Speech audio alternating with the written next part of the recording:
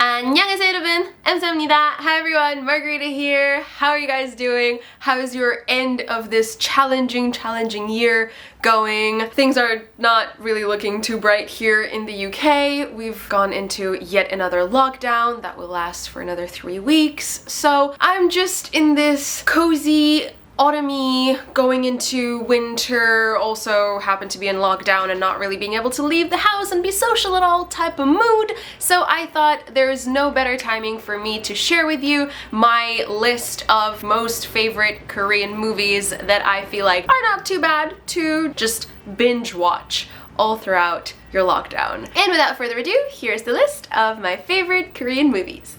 Let's go! Kacha! In no particular order, the first movie that is one of my all-time favorite Korean movies is called Tunnel. This movie was released in 2016 and it follows a pretty simple plot of this absolutely ordinary man, your typical ajushi, driving through the countryside to get to his daughter's birthday, and he happens to get stuck in a tunnel that has collapsed. And that's the story. Obviously, we then get all of these people trying to save him and his journey in the tunnel and how it all plays out. Is he gonna survive? Is he not?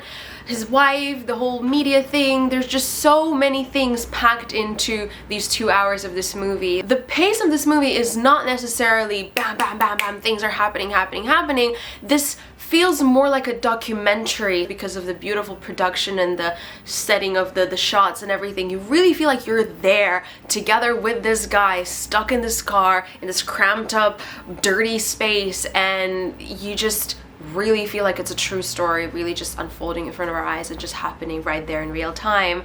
And the acting obviously is amazing. The cast is stellar. You have Beduna in there and she does an incredible job of just showing this extremely difficult journey of a wife who doesn't know what's happening with her husband and if he's alive or not, and all these people are trying to force her to just give up on him, and it's this whole story of how far your love goes. Obviously it's a brilliant story of human determination and survival and everything. So if you are into disaster movies as much as I am, and it's kind of hard to be because I love disaster movies, it's my favorite style of cinematography, and I know some of you think the disaster movies are just like me, but I love them, and Tunnel is great, and it's a 10 out of 10 movie. I absolutely 100% recommend. You will not waste your time watching it for sure.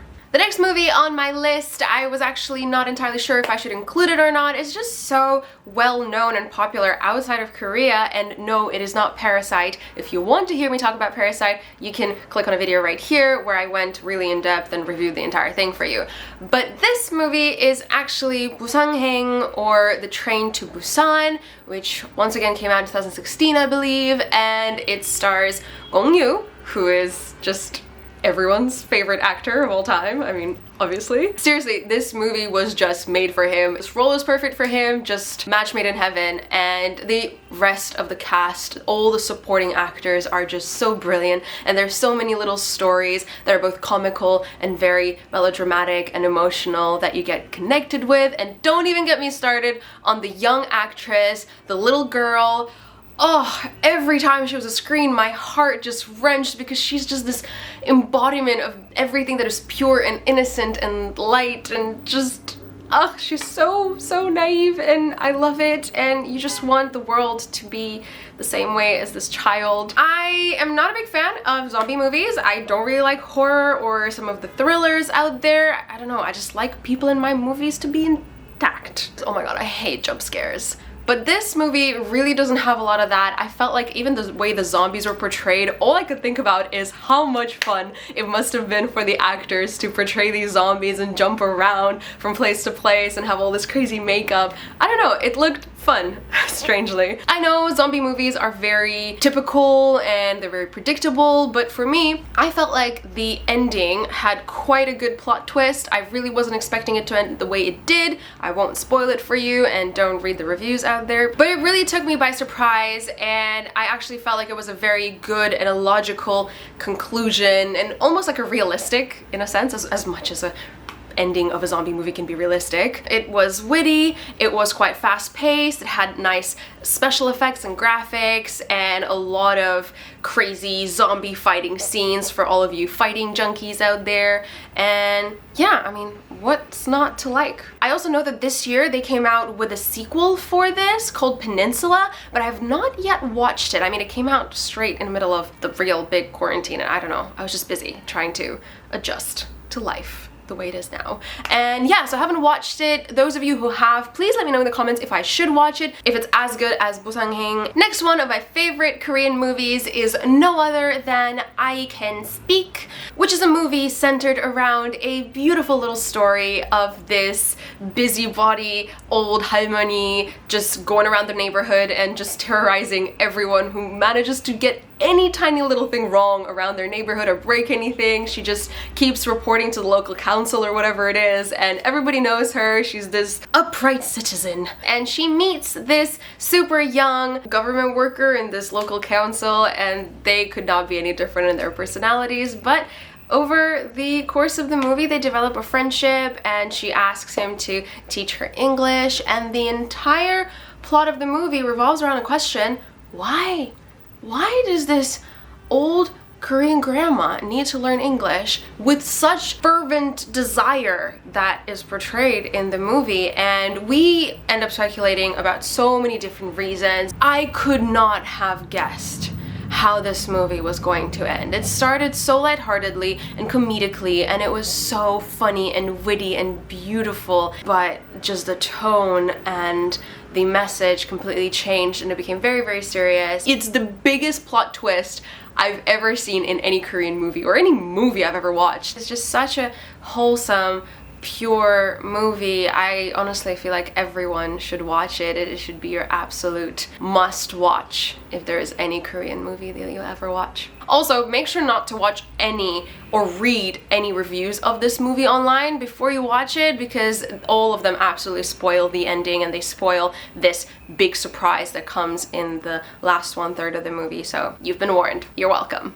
Next movie on my list might surprise some of you, and I don't think it's that well known outside of Korea, but it's called Intimate Strangers or 완벽한 타인, and it's basically a story of these 4 college or high school friends who then grew up and got married and started to have a life, and they just meet up in one of their houses one night for a dinner and a nice social evening, and one of the wives suggests to play a game where every single message and every single phone call that they will receive on their devices throughout the evening has to go on blast in front of all of them. So there's no secrets, 100% transparency, and this is where things go downhill. Acting once again is great. The plot is nothing new because I believe that there's actually the original movie that was made in Italy that a lot of different countries took the script and just adapted it to their own countries. Even though I have seen a Russian movie with the exact same plot, I was not prepared for what was gonna happen in the end. I feel like unintentionally I've given you guys so many movies that have a lot of plot twists closer to the end, and this one fits right in here as well. It doesn't have the same vibe as the previous movies I've talked about. It's really dark, it's really intimate and close and personal. It kind of gave me the feeling of 부부의 세계, the world of the married Korean drama that came out earlier this year. If you want to see my review of it, it will be here. And I've also made a cover of one of the soundtracks as well. You can check it out on my channel. Please do. It would really help. Next movie on my favorite Korean movies to watch in lockdown list is no other than #Saraita or #Alive.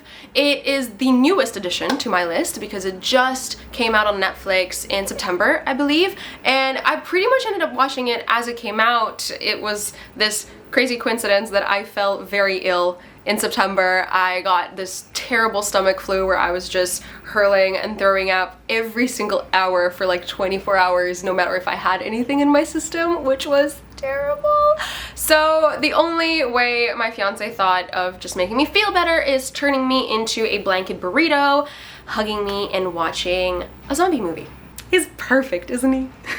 But seriously, it is another zombie movie, and I know I did tell you that I don't really like zombie movies, so I'm kind of sounding like a hypocrite here, but for some reason it just felt kind of fresh, and I really liked this idea of this big residential building, but people still being stuck inside their little houses and trying to find a way around it. I was pleasantly surprised with the main cast. I had no idea it was gonna feature Park Shin-hye and Yoo Ah-in in it. Surprisingly, considering the state that I was in at the time, I remember a lot of the movie, which really speaks for how well it was done. It was quite creative, and there were a few moments that really drove a point across about humans and our inherent nature of being selfish and blah blah blah.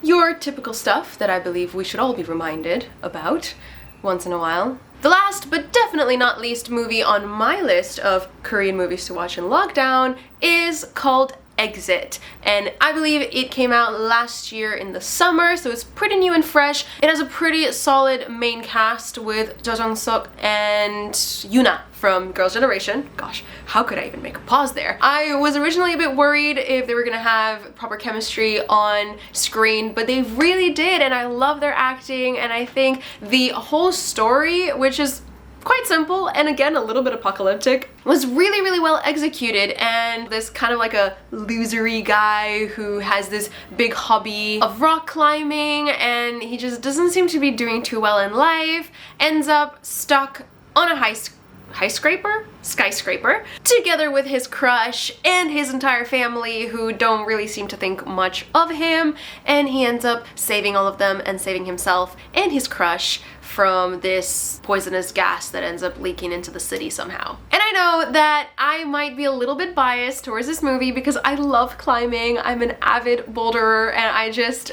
love any and all movie that features any kind of climbing, especially if it does it really well. And yes, there were certain parts in the movie where it was just a little bit, just tiny exaggeration, I would say, because certain things that he did in that movie, oh, I mean, I can definitely see Alex Honnold being able to do that, and maybe a dozen other really good world-class climbers, but apart from some little exaggerated parts where I was just questioning, like, would a regular Joe who just kind of goes to a climbing gym consistently and trains well, like, would they really be able to do this? I mean, I guess when adrenaline kicks in, you can do anything.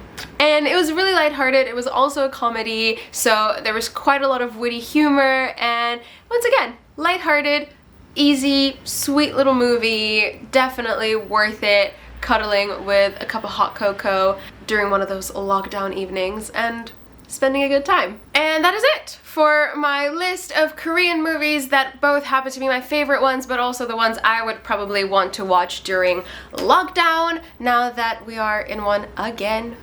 Don't forget to let me know in the comments your opinions of any of the movies that I've mentioned that you have watched and have very strong feelings about. Even if you don't, just leave a comment, we'll chat, it'll be a good time. But wherever you guys are, whether you are in lockdown or not, whether your country has beat coronavirus or not, stay positive, stay happy and healthy. Please take care of yourselves, and I will see all of you in my upcoming videos soon. Bye! Annyeong!